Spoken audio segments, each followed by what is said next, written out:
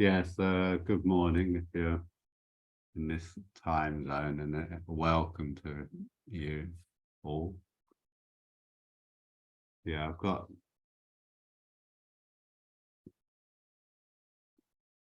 was thinking yesterday actually, it's quite good that I'm at home in a way doing this because, of course, most of you will be in your homes or anyway, not in a retreat setting. And of course, these online retreats are a little bit different from being on a residential retreat, obviously.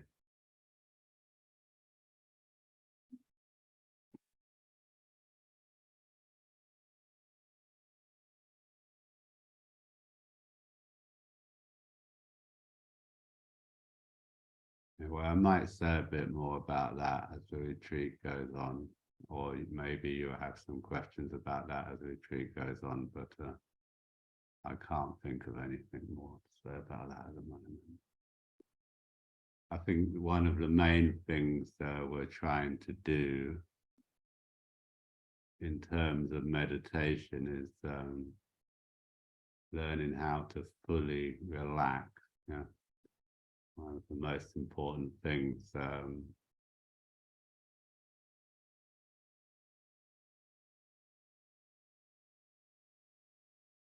try and have an easy week if you can. Try not to be too busy.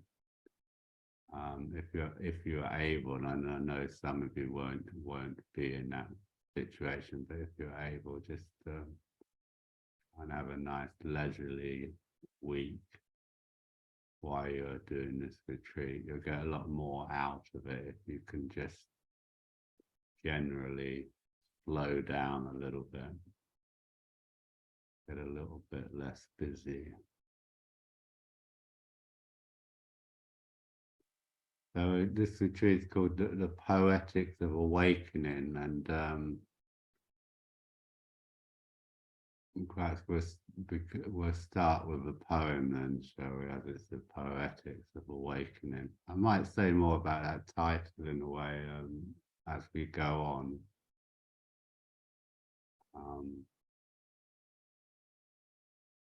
Anyway, we'll have a poem. This is a Lorca poem.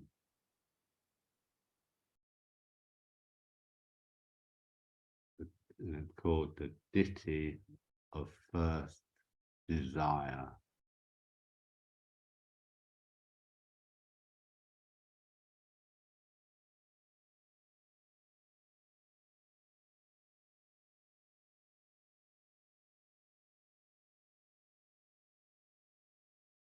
In the green morning, I wanted to be a heart, a heart. In the lush evening, I wanted to be a nightingale, a nightingale. Soul, turn orange colored. Soul, turn the color of love. In the vivid morning, I wanted to be myself, a heart. At the evening's end, I wanted to be my voice, a nightingale. Soul, turn orange colored. Soul, turn the color of love.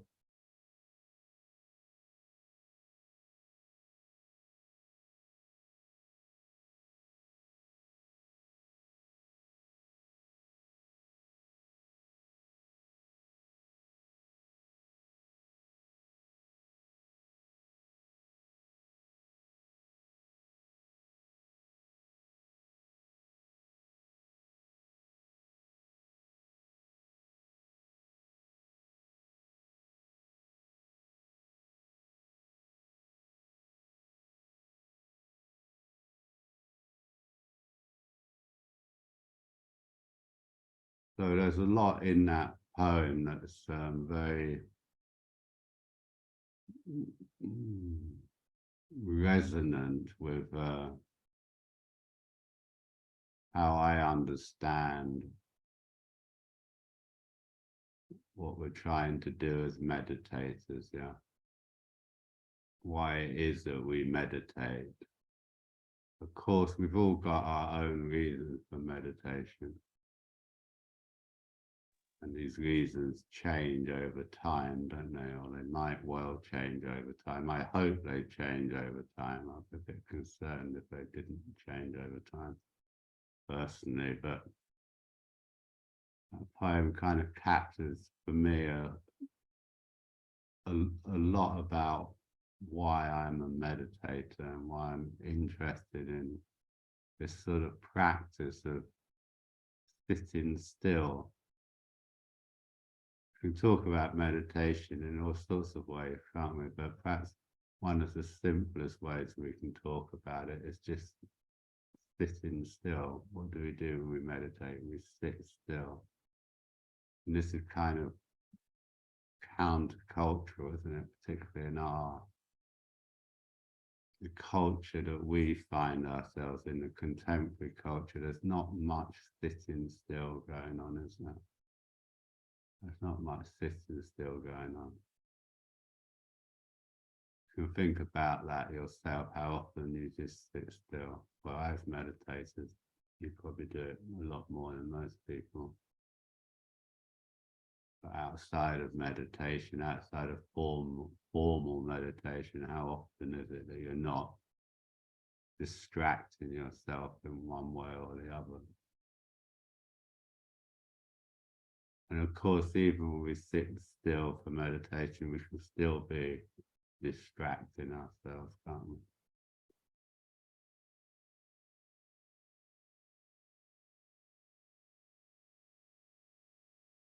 In the poem, Lorca talks about the heart, doesn't he? I wanted to be a heart, and in the refrain or the second verse, because I wanted to be myself, a heart. Yeah, I wanted to be myself, a heart. Of course, this is a translation from the Spanish, so anyway, I'm not trying to analyze Lorca's poem. I'm just talking about my personal response to it. You know? And the heart, of course, is kind of not only at the physical center of us, it's also symbolically used, isn't it? We talk about the heart of something, the heart of us. What's at the core of us, what's deepest in us.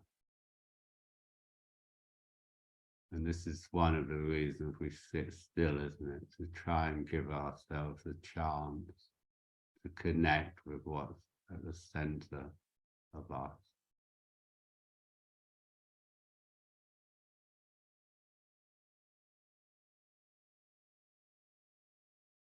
It's quite easy to understand our practice as wanting to get somewhere else, isn't it? We're dissatisfied with ourselves in some way, or we think we should be better in some way.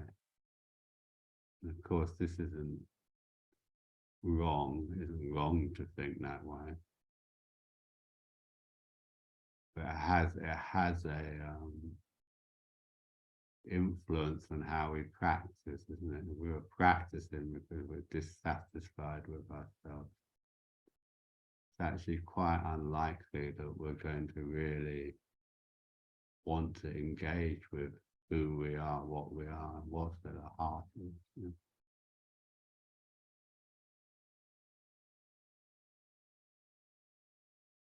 Our normal tendency is always to want to do more, isn't it?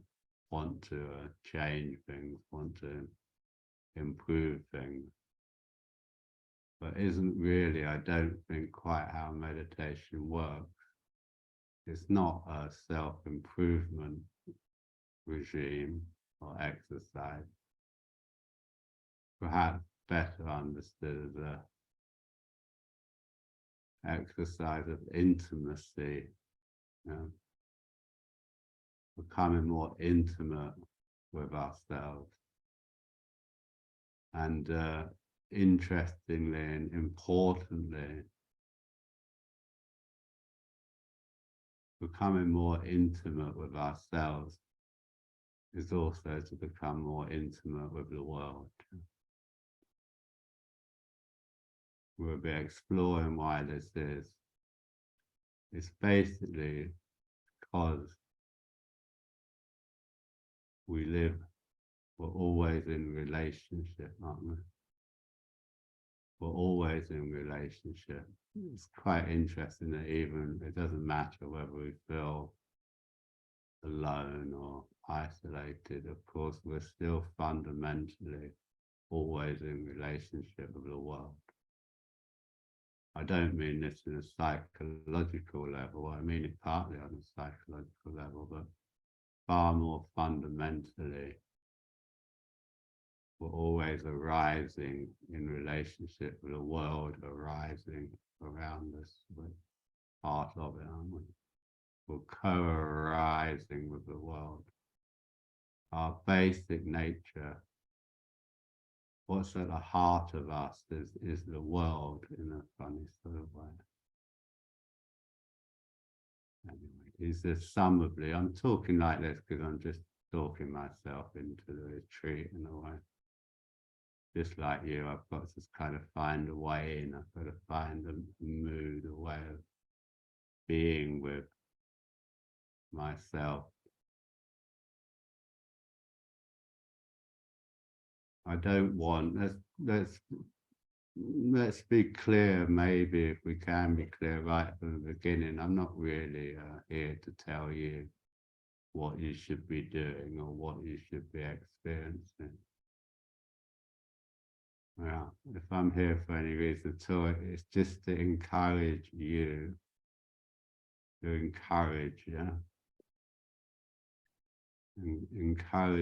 to be interested in yourself, and particularly yourself in relation to your world, the world.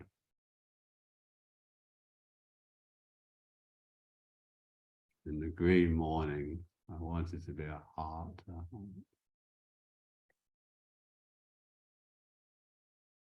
There's another aspect of this poem, isn't it?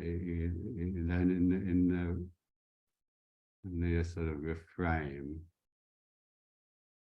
the soul turn orange coloured, soul turn the colour of love. In those very simple words, those words which are images, if you like, we get the whole sort of essentials, don't we? We get this idea somehow we're in relationship with the world always, in the green morning, wanted to be a heart. I wanted to be myself.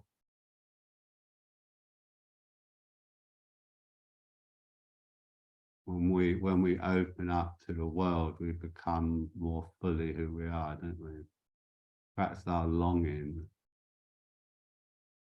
strengthens just by being in touch with the world, by becoming porous to the world, by recognizing that we are not only manifesting in a world, but a manifestation of the world. And the change is both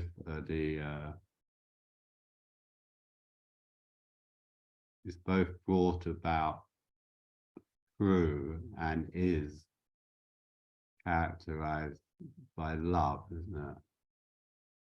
Somehow it's a movement within and towards love, whatever we make of that word.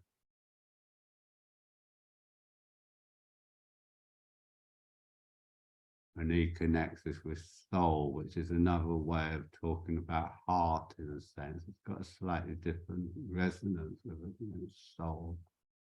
heart, soul.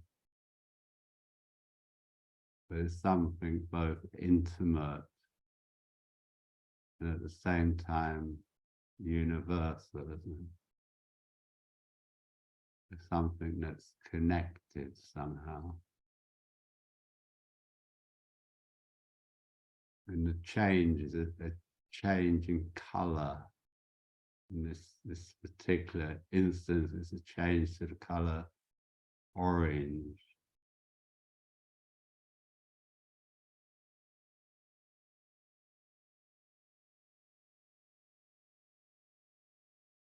Another image. We'll be working quite a lot with image in a sense. This is to mean when we talk about image, image is just another way of talking about imagination. Image, imagination. Obviously, same word, isn't it? Psyche really is always image in its fullest sense. Yeah, psyche is image.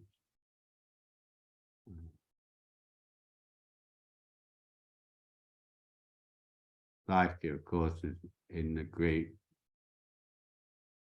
synonymous with the word soul. Soul and psyche are used fairly interchangeably in the Greek. We're not talking about the Christian idea of soul here.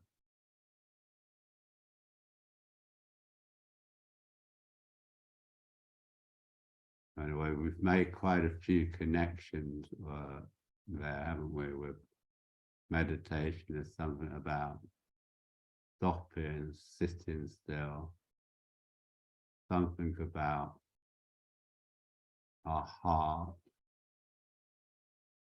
something about image, about the imagination, something about our relationship with the world.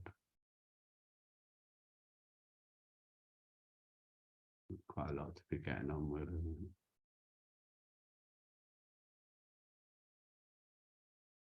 That's the last thing I'll say this morning before we do a bit of practice together. It's just to say, for me, the defining idea of poetics, I don't mean poems like poetics. You know? I mean it as a way of understanding the world. You know? And it can be contrasted with literalism. I'm following James Hillman in this particular respect. When Hillman talks, he says literalism is when things only have one meaning. Yeah. To be literal is to ascribe to anything a single meaning. This means, in a sense, that monotheism is a literalization of what we might call God, or we give it a single meaning. We just have the one God. We can do this psychologically. We think we should have a unified personality. Of course, we're not like that, are we? Psyche is never literal. There's never a single meaning. And at least with half-decent poetry, there's never a single meaning. There's never a right meaning as opposed to a wrong meaning. It's never black or white in that sense. I've talked a little bit about the Lorca poem, but a poem is an image, and an image is never literal. You know? So you might have quite a different response to the poem, and of course it's equally valid. we don't know what Lorca, I don't know what Lorca was saying, of course, was feeling or thinking when that poem came to him. And that, even that doesn't really matter, you know.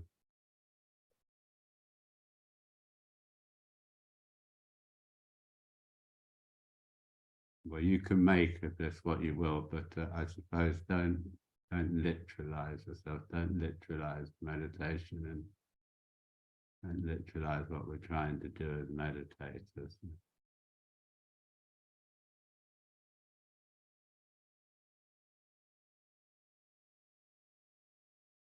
Okay, well, that's enough of all that, isn't it? Okay.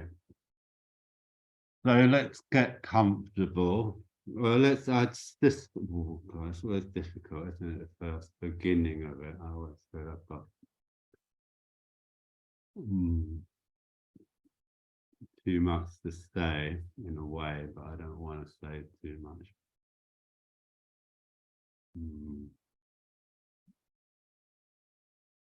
Okay, so we'll just do a little meditation together. Start with a little lead meditation and see where we go with that. So I won't go, I will be, I'm sure at some point quite soon I'll be talking more explicitly about posture, but for the time being I'm just assuming that you've got a posture that works for you. So take up that posture.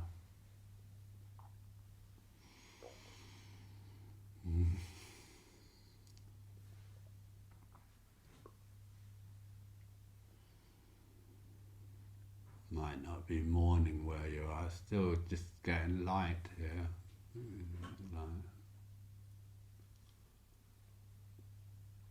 In the green morning, I wanted to be a heart, a heart.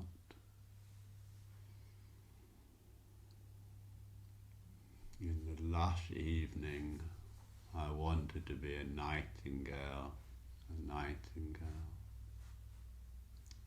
Soul, turn orange coloured. Soul, turn the colour of love. In the vivid morning, I wanted to be myself, a heart. At the evening's end, I wanted to be my voice, a nightingale. Soul, turn orange coloured. Soul, turn the colour of love.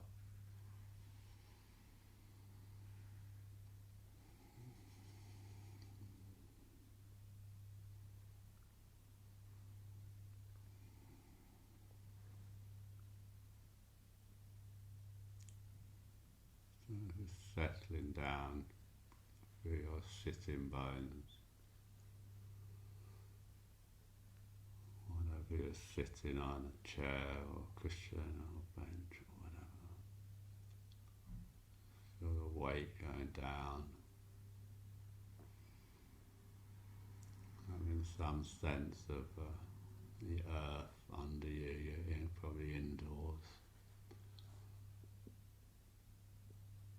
Even when we're indoors, it doesn't matter. Even if we're in a high-rise building, it doesn't matter. The weight of our body is still going down into the earth, isn't it? Through the structure of the building.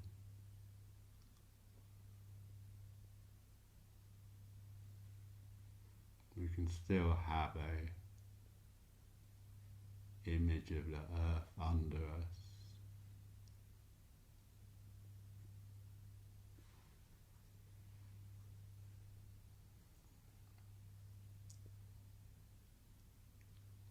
Having an image doesn't mean thinking about something necessarily. That's not quite how image works, is it? Just a sense of, or allowing it to activate you the earth, just imagine the earth activating through your sitting bones, through the parts of you in contact with the ground, the element earth.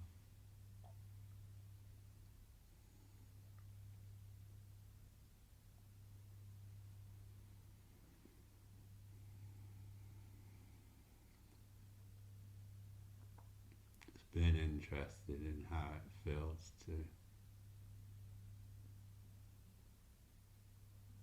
allow the body to become still. Very relative idea, isn't it? Our bodies being still. We try and find that overall physical stillness because it gives us access to the subtlety of having a breathing, alive, living body. Even when we sit still, of course, our body's in a dynamic relationship with the world. Our physical structure of our body is always working with gravity, isn't it? Gravity is to do with the mass of the earth that we sit upon, isn't it? We're always in this dynamic physical relationship with the world, our bodies, not an idea, isn't it?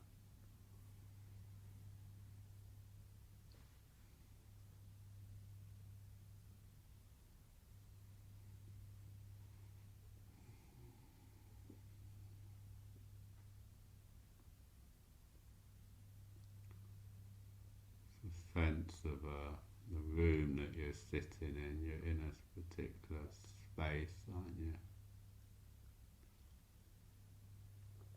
You're in a space and you're taking up a space within that space, aren't you? Among other objects in the room, probably maybe other people.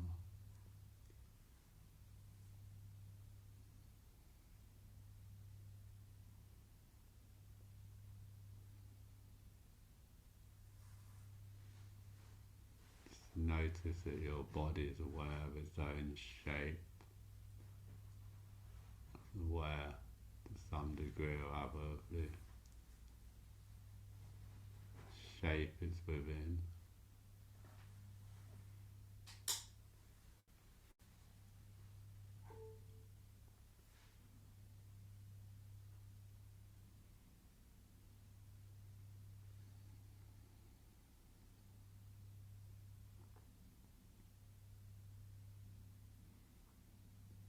We're just quite gently trying to put together the kind of fundamentals of being, aren't we? What's always there.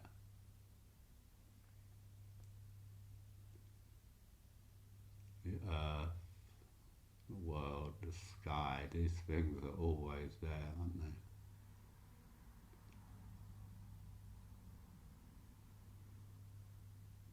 Our bodies in relationship to the earth and the sky, the world around us. This is always the case whenever however we feel, whatever we think about, these things are always there, aren't they? They're just part of how things are.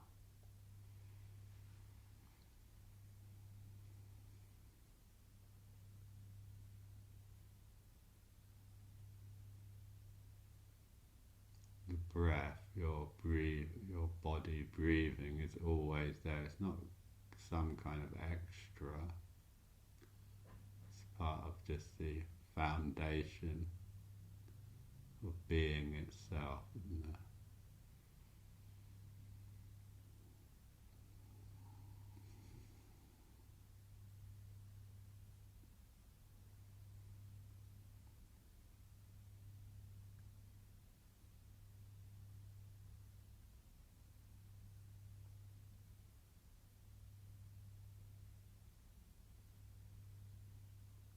Just very easy to abstract things, isn't it? When we talk about the aim of Buddhist practice to see things as they really are. Well, it's a little bit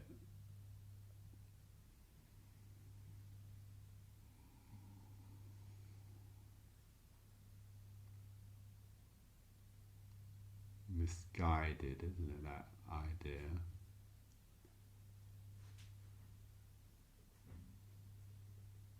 Already some kind of separation between how things are and ourselves, isn't it? Perhaps much more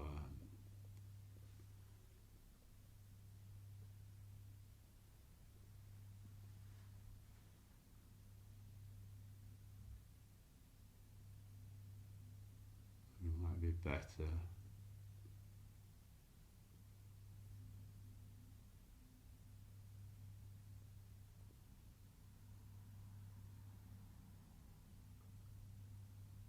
to imagine in terms of feeling things as they really are. They're not abstract, are they? They're this body in this room, in this world, with this sky above us, and this earth below us. It's not some kind of abstraction that we're trying to relax with and into. It's just it's this plane going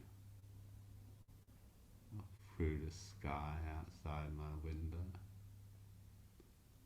I can hear.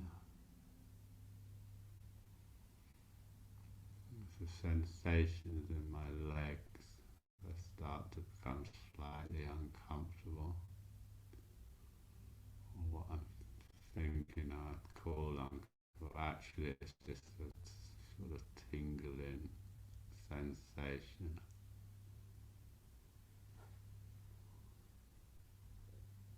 The feeling of the air on my skin,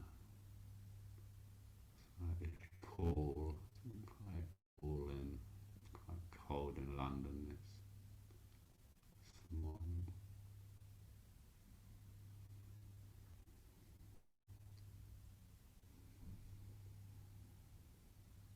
My belly moving as I breathe in and out.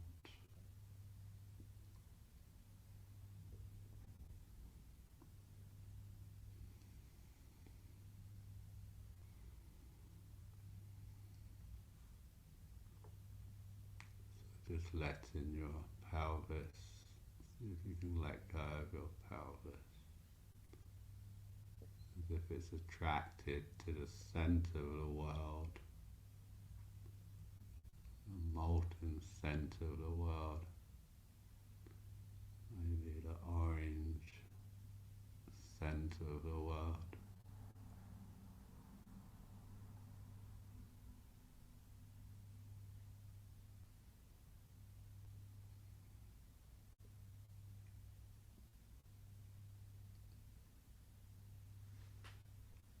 Sometimes as we become quiet, we can sort of feel the world, can't we? Sort of vibrating around us.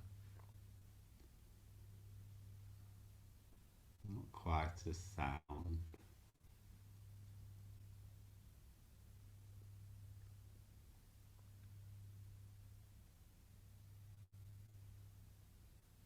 Your face relax.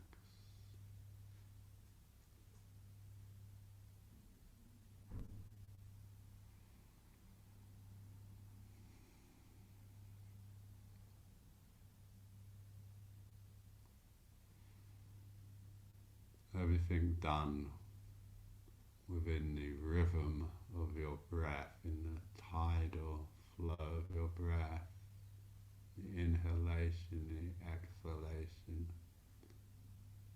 It's kind of your basic participation with life, isn't it?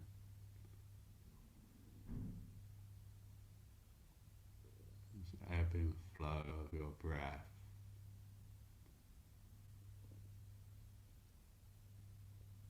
Your basic experience of being alive,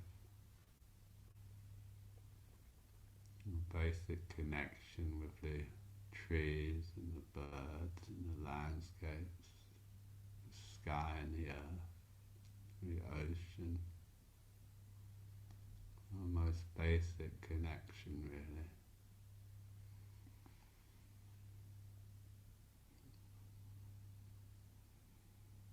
This gathering and this letting go.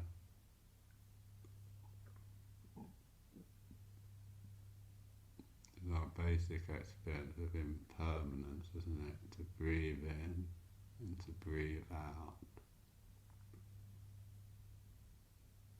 We're in the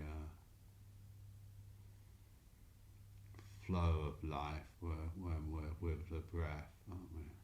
We're in the basic flow of life.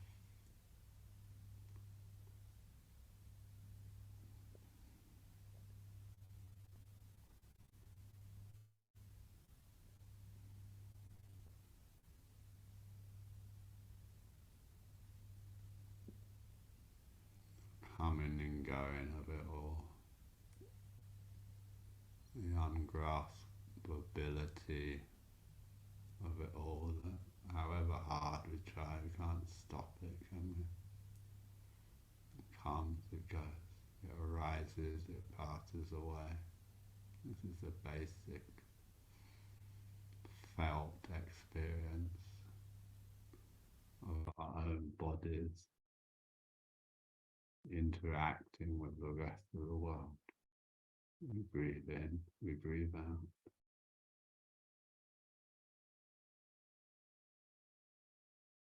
You try very hard, you might better hold your breath for a minute or so, mightn't you? For a minute.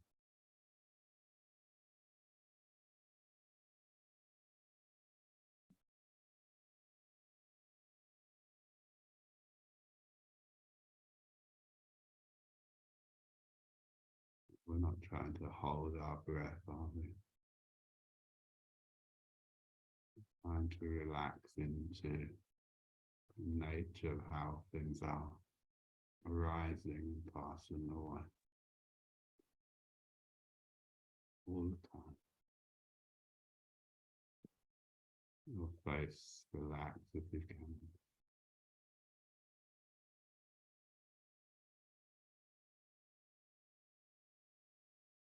Relax any part of the body is an encouragement for the rest of the body, particularly the face and the hand and the leg is relatively easy to feel into, aren't they? The face and the hands are sensitive and full of awareness, feeling and awareness. The two ways of talking about the same thing, aren't they?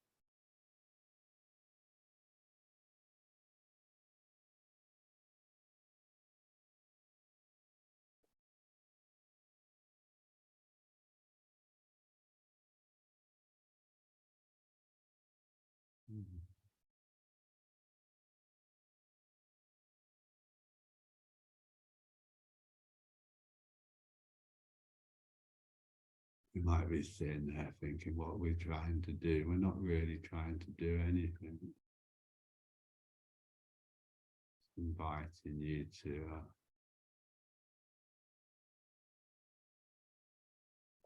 be with whatever it is that's going on within the structure of a posture.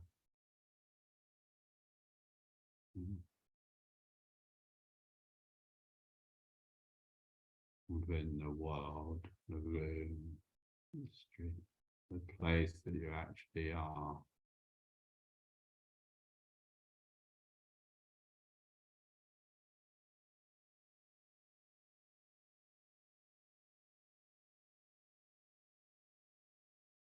Just breathing in and breathing out.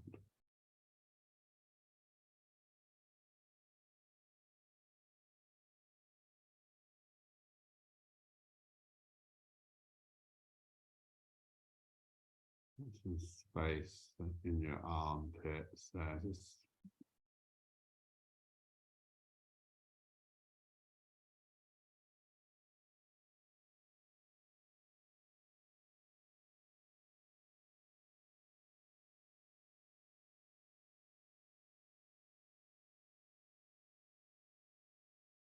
soften your hands a little bit and then become still, but not dead, still but very alive, sort of feeling.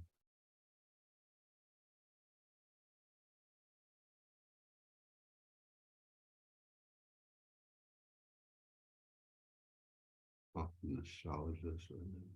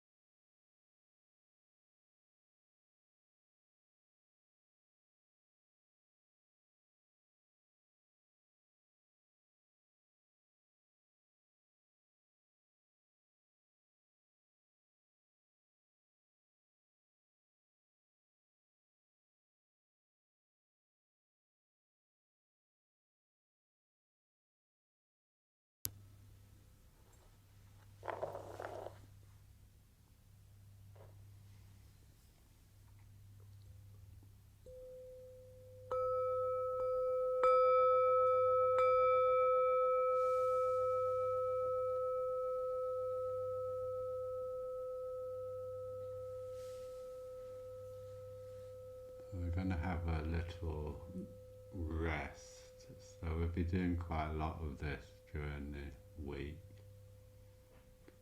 It was a bit clunky on the first session, but I want you to lay down in a way that's comfortable for you. You know, I encourage people as long as it is comfortable. I'm quite keen on you going into a fetal position, but if for psychological or physical reasons that's unattractive for you, you can just lay however you want, but we're doing this to let go more fully. So I want you to I want you to sort of also during this let go of the idea of trying to be aware, or don't make it into a mindfulness practice. We're not trying to be mindful when we lay down in this way. It's a bit more regressive than that. Anyway, main thing, just find a way of laying down. Take a moment. It's a bit chilly in here. I'll be back very quick. Do I need a heating? No, I'll be alright. I'll put the heating on, but I won't bother. Yeah, so find a way of laying down that works for you. Well, as I say, we will be doing this quite a lot, so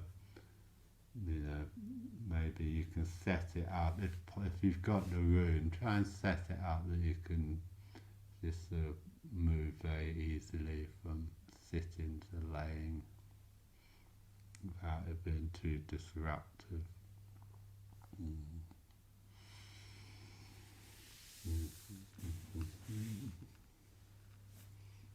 And I'll give you a little while just to settle, to pop out. So during these, particularly the morning sessions, because I've got Chandra Dasa here and a bit better sound, I'll be doing some drumming. The drumming, don't take any notice of it really. Hopefully it doesn't irritate you too much. It's done at a certain tempo, which is also should, how can I put it, should interfere with your cognitive mind a little bit. Should encourage you to sort of let go of that kind of more cognitive, rational side of yourself. So it's another way of it's another way of a kind of towards intimacy with the world, or intimacy with yourself, a kind of letting go. It might or might not work for you. Don't worry about it too much, really. Might be a blessing in there. It's our first day, isn't it? Our first session, so maybe we'll have a blessing. We'll see how it goes. I'm never quite sure what's going to happen when I do this.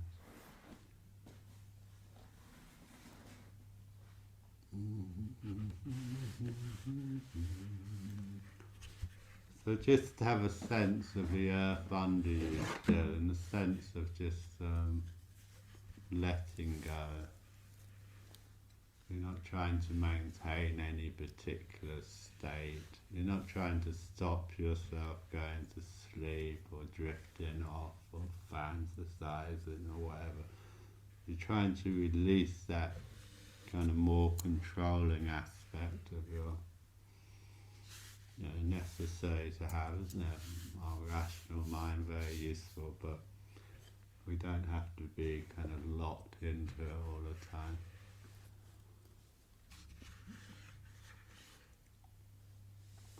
You don't want the tyranny of mindfulness, do we? Where we think we have to be kind of, as I think we, well, I'm sure I do as well, because I think we slightly misunderstand mindfulness somehow. Um, as some kind of rational alertness. It's not really that, is it? It's a sort of sensitivity for our body to the world. And of course, the world's got all these different kind of layers, if you like, all these different dimensions, certain aspects of the world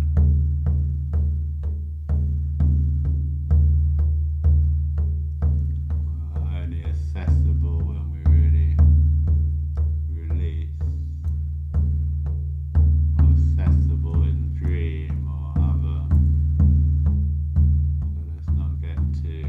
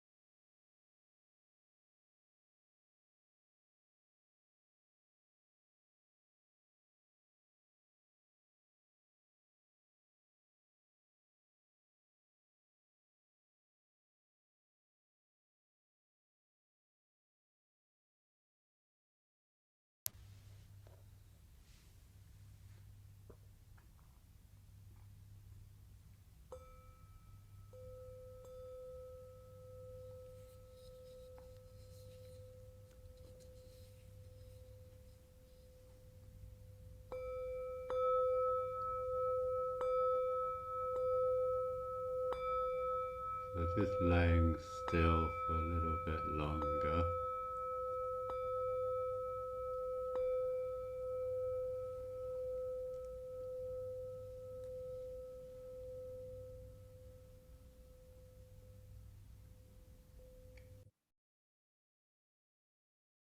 Maybe come into your breath before you move.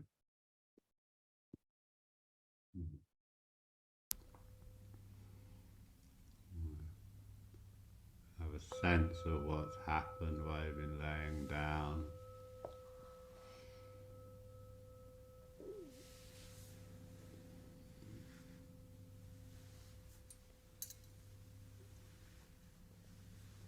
Just imagine, without actually doing it, just imagine making the transition from laying down back to sitting.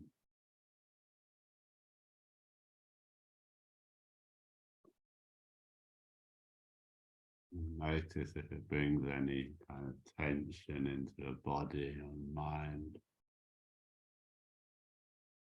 Relaxing again. While you're still laying down.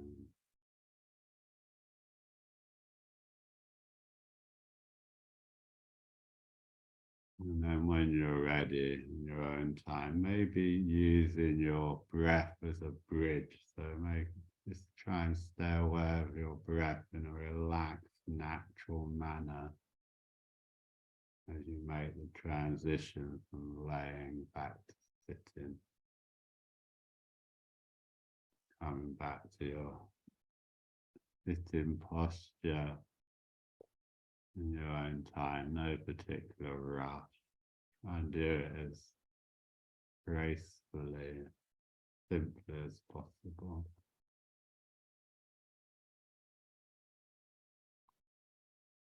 No more fuss than necessary. Try not to disturb yourself more than necessary.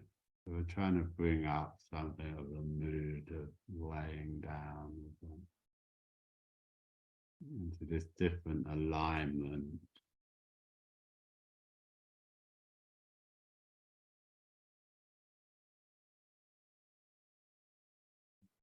And we take up our posture carefully. The posture is always made in relationship to the world. Try and think of it like that. We're emphasizing the vertical axis of the body, aren't we, when we sit in a meditation posture.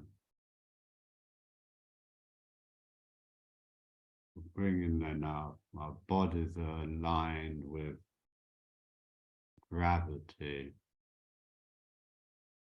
and a minimal physical effort is needed to keep the body erect. Our body knows how to do this. Try not to interfere too much. Try and use the image of Earth, which is the feeling of Earth. The image is sky. We're trying to let these basic images activate us, aren't we, with all their richness, whatever that might be for you. You imagine your posture bringing earth and sky into relationship with one another. A very resonant, potentially resonant image, isn't it? With all the connotations of sky and earth, mother, father, up, down.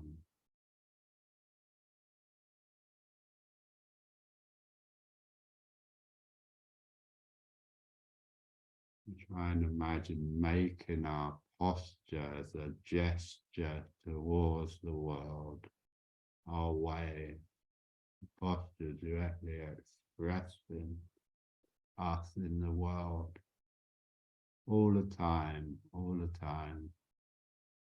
This is the case, isn't it? We're directly expressing ourselves in the world.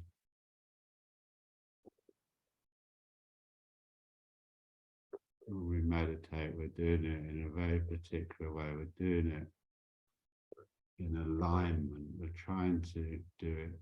We're trying to energetically align ourselves with reality through the posture.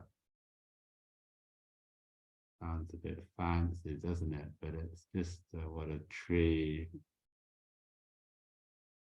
what an animal, what a baby does quite automatically, quite naturally.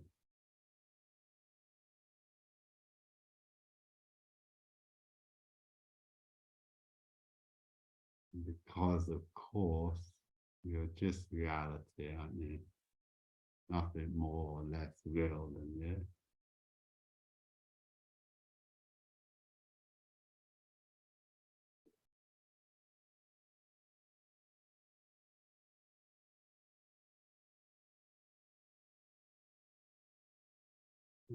Okay, so we take the posture together, and as we are this strange virtual togetherness, we can still make that a poetic support, aren't we, that we're sitting with. We come in our foolishness together in this world, practice together some kind of whatever extent, it's some kind of act of solidarity, isn't it, with other human beings.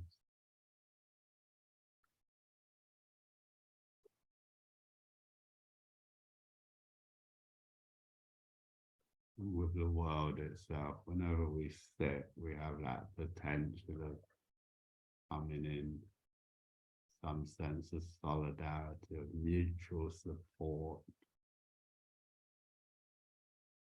I think with solidarity, we allow ourselves to be supported by the world and other people.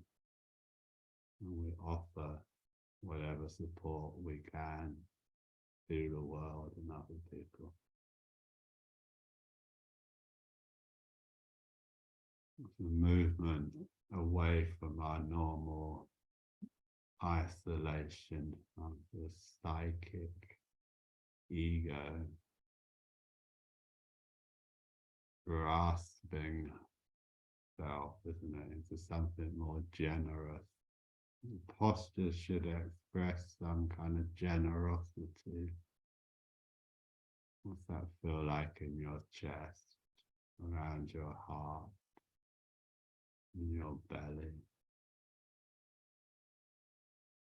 Don't be afraid of your body when you meditate. That is what it is. It's impermanent and unsatisfactory. And it's also a kind of miracle, isn't it? Well, not a kind of miracle, a miracle. One of the most extravagant, complex things existing in the universe. Your body is sitting here now. How did the world ever throw that up?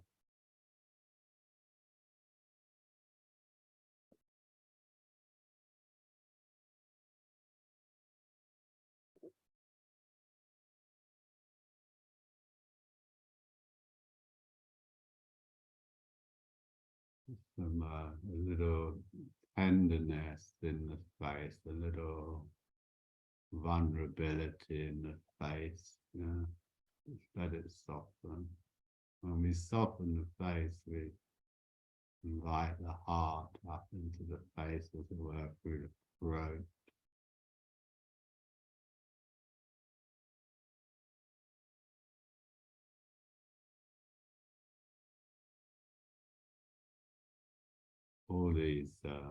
all these images.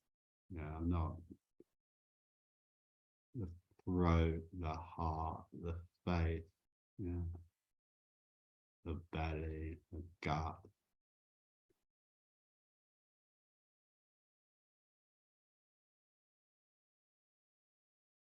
All of them invite intimacy, don't they?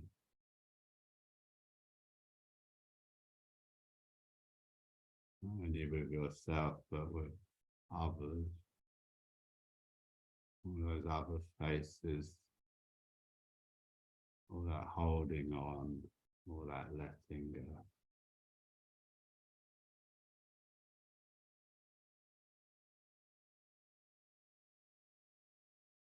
We're not meditating to be special, are we? We're meditating to be common, if you like, to be kin to all things, being kindness with all things, to acknowledge our connection, our relationship with all things. This is the foundation of love, isn't it? Kindness.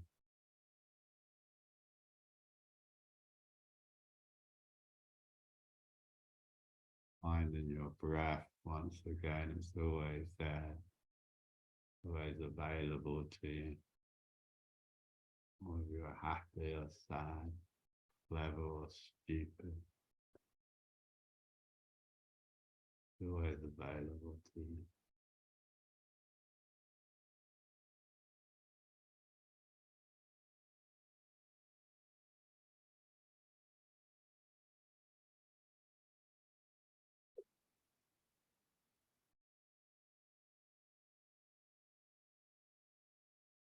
Or you can always become available to it. That's probably more the way round it should be, isn't it? It's more fundamental than your idea about yourself, whatever that might be.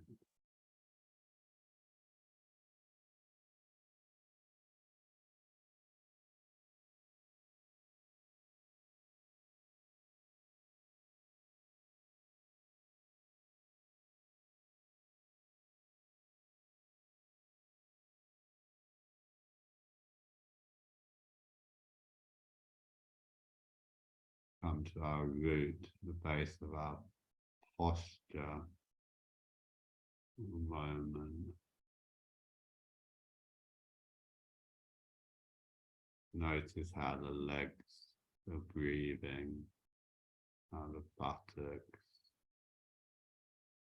are breathing, and particularly perhaps around the perineum,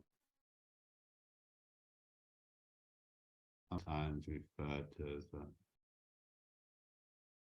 I can't remember what, pelvic diaphragm. There's a little bit of movement in around the perineum, around the anus and the genitals between the two there. Bit of movement as we breathe in and out. Let's get that root involved with our meditation.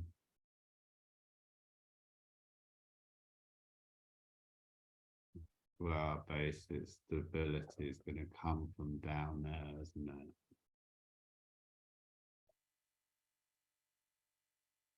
Both the posture, giving the posture some strength.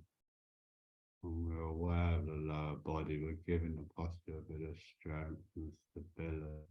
Energetically, we're connecting it to Source, Mother Earth, if we like. We want to use that image.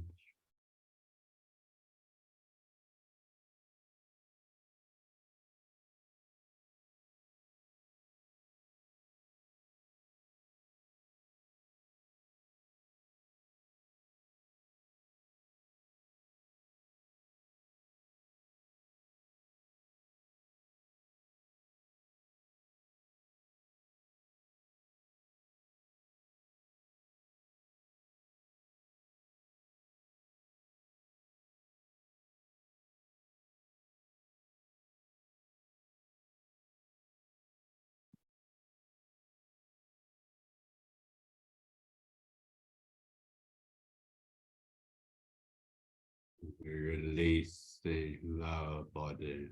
We also release the ground towards the sky.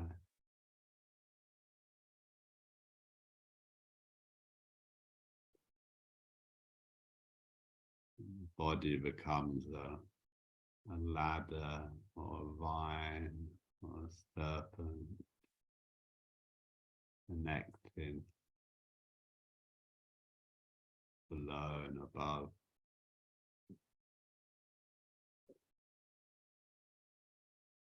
The basic image, isn't it? The tree, the cross.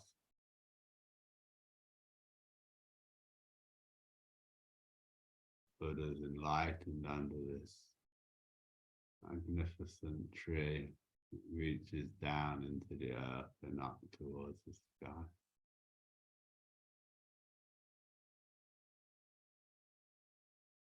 And sheltering sky. And holding earth. Your face relaxed. You're not trying. You don't even. I'm not giving you instructions. You don't have to take any notice of what I'm saying.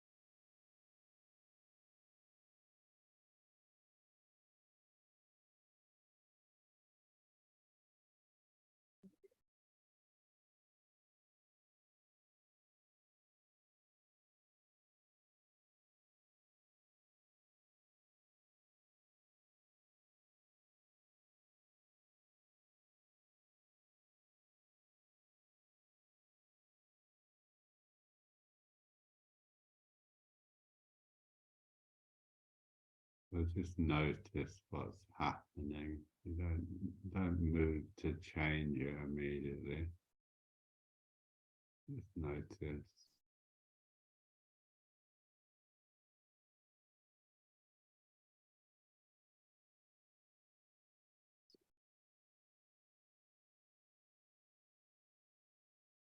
Just put the, if you need to, just come back to the fundamentals.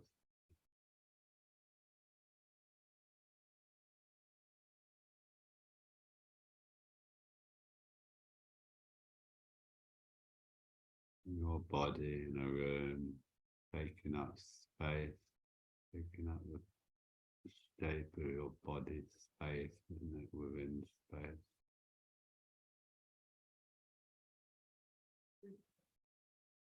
Sounds arising, the breath coming and going,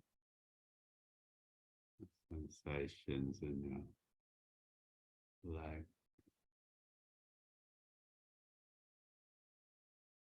All these, we're talking about what direct experience, aren't we? We refer to often as direct experience. It's just what naturally arises in awareness. Naturally arises and it naturally passes away. Some things pass away quickly, milliseconds, microseconds, whatever their expression is.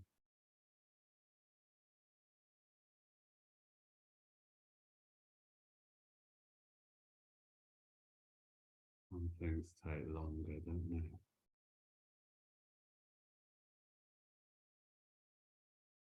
Nevertheless, everything arising, passing away naturally. This happens whether we grasp or not, doesn't it?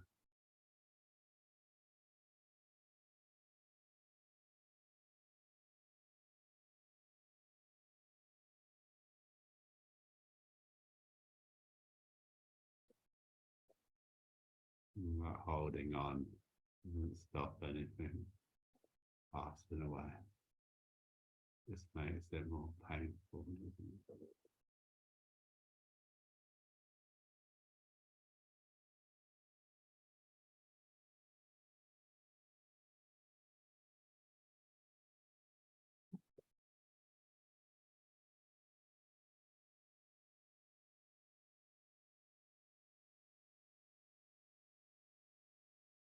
Off base.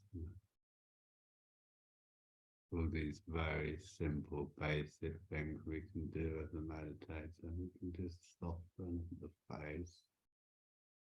No end to softening the face. There's no end to letting go in the leg.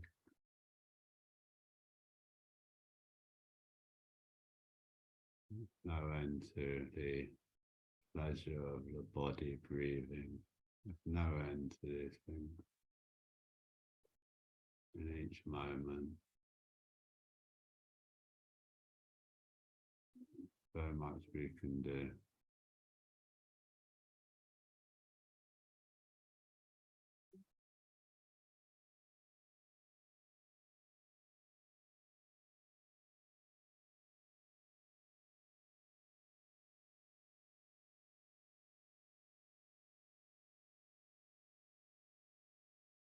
How good this mic is, you might be able to hear people talking outside. I think they've decided to lay fiber optic cables and that. So.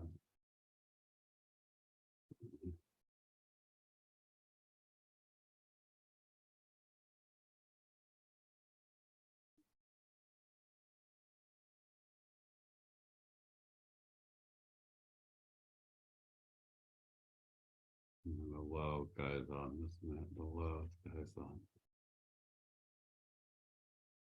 all around us all the time.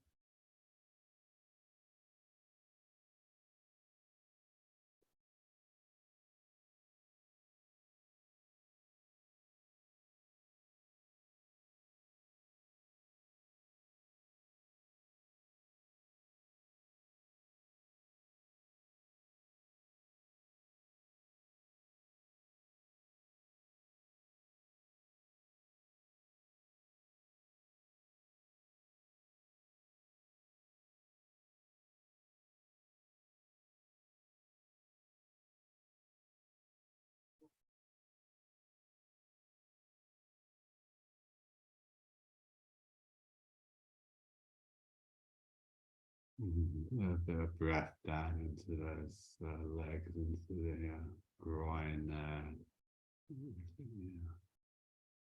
hips and the legs.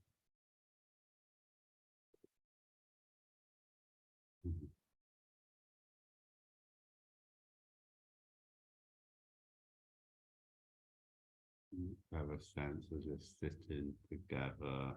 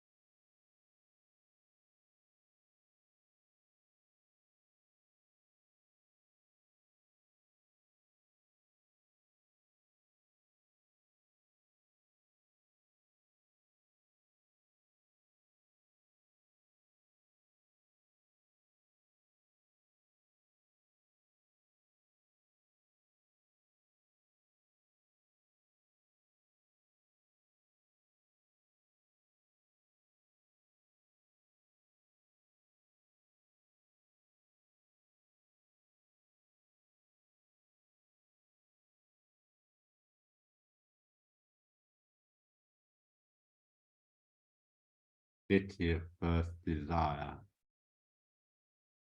In the green morning, I wanted to be a heart.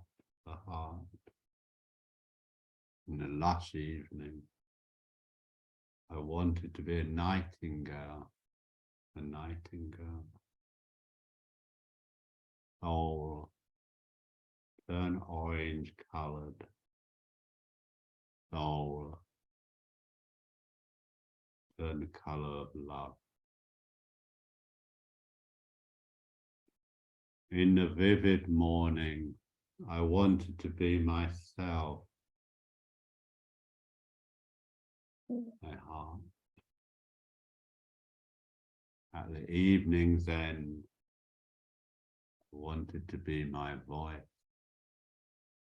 a nightingale. Soul, turn orange colored. Soul, turn the color of love.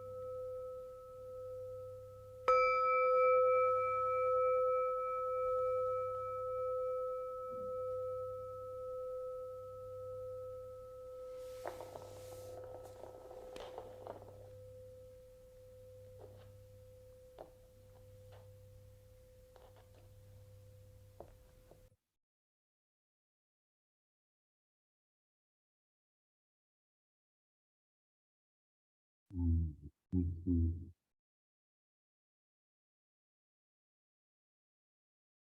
Okay, so we've made a start, haven't we? We've got the next week together in some sense of the word together. And as I was saying at the beginning, you're going to have to find your way of being on this virtual online retreat.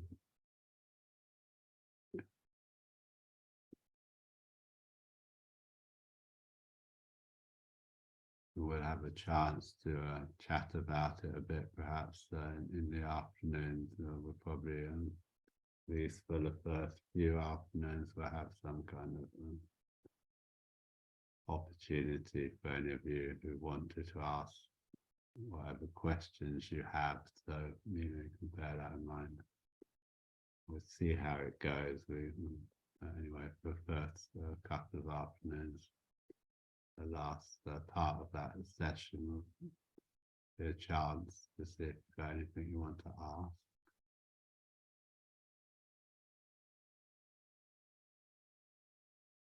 Try and create as much non-doing as you can in a way. Most of our lives are quite, goal orientated, aren't they? They're quite, quite sort of in this mode. More and more, I think that's a kind of. It was interesting, a little aside. I don't know, it got stuck in my mind. I was listening to some program anyway, where they were talking about Dr. Spock, the child expert that was hugely popular in, I think, late 50s, 60s. And how that contrasts with what came afterwards. And the major thing he was trying to say to people was trust your instincts. Being a parent is a natural thing we can just relax into. But of course, what's come on, they were talking about how it wasn't till the, I think it was the early 70s that parenting. It became a verb, yeah. It became something we do. It became performative. And I think more and more of our lives are performative now, aren't they? You know, don't make your meditation into something performative, you know. It's just a natural thing to sit still and experience yourself is totally natural. It doesn't mean it's easy. It's mainly not easy because so much the rest of our life is so performative, yeah. It's so sort of this terrible pressure on you to be something. Well, you are already something, you know, you don't have to be, you are naturally something, you know.